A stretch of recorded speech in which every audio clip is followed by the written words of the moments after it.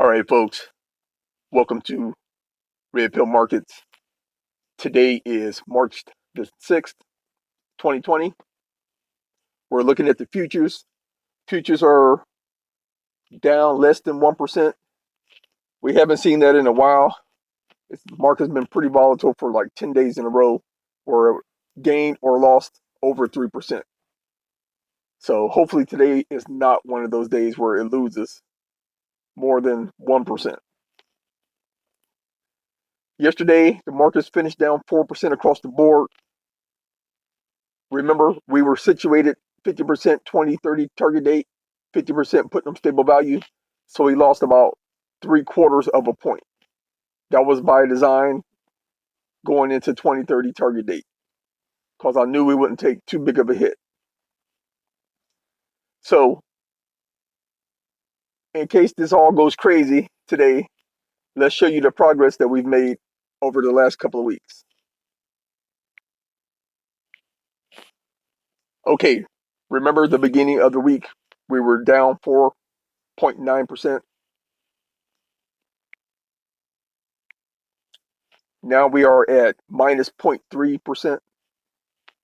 So we made up about 4.5% over the week.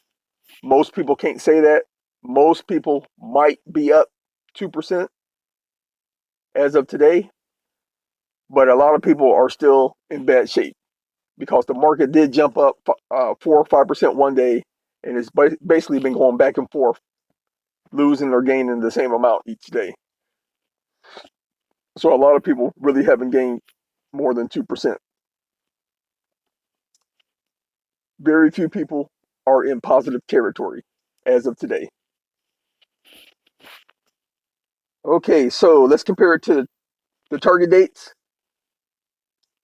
I'll show you a little trick here. Look at 2030 target date. It's a minus 3% so far for the year. Look at 2060 target date. 2060 target date is minus 5.35% for the year. So remember last week or a couple of weeks ago, these numbers were close to like 5-6%. So they're still down 10% as of today. We are down about 4% from our all-time high for the year. The target dates are the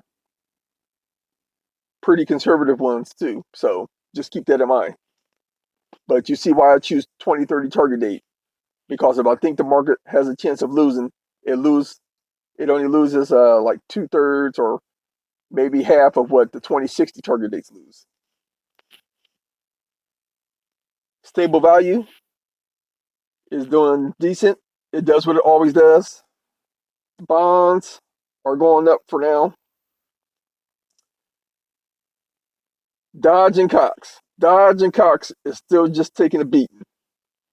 It's down 12% for the year. Well, no, it's negative 12% return for the year. It's down closer to 20% for the year. S&P 500, you can clearly see we're beating out the S&P 500. S&P 500 is down 6% for the year. It's down about 12 to 13% from the high for the year.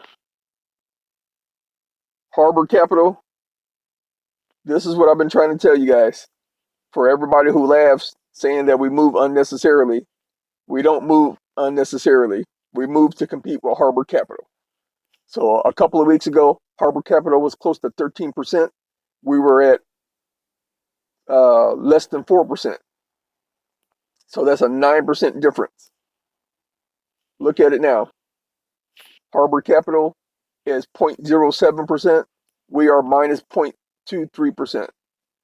We haven't been this close to Harbor Capital since the end of 2018, when we beat it. So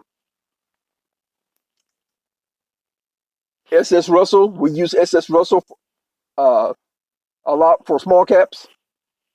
It's almost like the IWM you'll hear me talk about. SS Russell is down 8%. The total for the year, it is down about, I don't know, it's down probably 15% from its all-time high this year. Mid caps minus 6%. It's still down about 12 to 13% from its highs. T. Rowe Price small caps down about 13% from its highs. And then the international stuff is probably down 13, 14, 15% from its highs for the year. So,